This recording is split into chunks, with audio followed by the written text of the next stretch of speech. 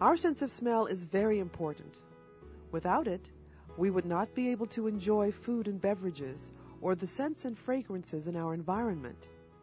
More importantly, we would be deprived of an important warning signal. The sense of smell is important because it serves two main functions. It tells us what is in the environment, and it warns us of dangers such as bad smells. It attracts us to good smells, but it also has another role in that it allows us to detect the flavors of foods and allows us to appreciate good flavors and bad flavors in food. Marianne Perrette is an older adult who lost her sense of smell. The type of smell problem I have is I can't smell at all. I have no sense of smell. A sinus infection led to her loss of smell. When I realized I no longer had a sense of smell, I questioned the doctor, and it was just because of my sinuses. Problems with smell can have a major impact on the lives of older people. For older people, a loss of sense of smell can be very devastating because all of a sudden one of the main senses that they get pleasure from is disrupted, and they are unable to appreciate the flavors of foods. They may be unwilling to eat food, could cause weight loss problems. A whole variety of things come from the loss of smell. Because the sense of smell gradually declines with age, many older people are not aware they have a problem with smell. And one of the most dangerous things for older people is that frequently their smell losses have come on very gradually, and they really aren't aware of how severe the loss is. So they not only can't detect these things, they're not aware that they can't detect them.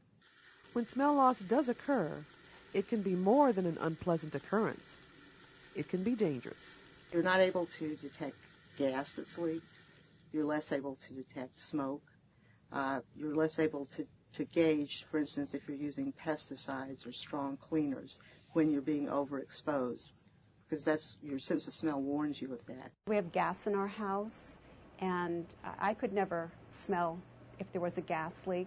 If I'm cooking something or if I'm doing breakfast and the toast is burning, I can't smell it until I turn around and see the smoke coming out or the smoke detectors going off. In fact, people who have lost some or all of their sense of smell are more prone to accidents involving cooking, eating or drinking spoiled foods, or failing to detect gas leaks or fires. If you have a smell loss, there are things you can do to ensure your safety. You need to be sure, as does everyone obviously, that you have functioning smoke detectors in your home. It's also possible to purchase home gas detectors, and I would recommend that to anyone who has a smell loss and uses gas in their home. Smell and taste are closely linked in the brain, but are actually separate sensory systems. Many people think they have a problem with taste, when what they really have is a problem with smell. Everybody. People come in and say they've lost their sense of taste for foods.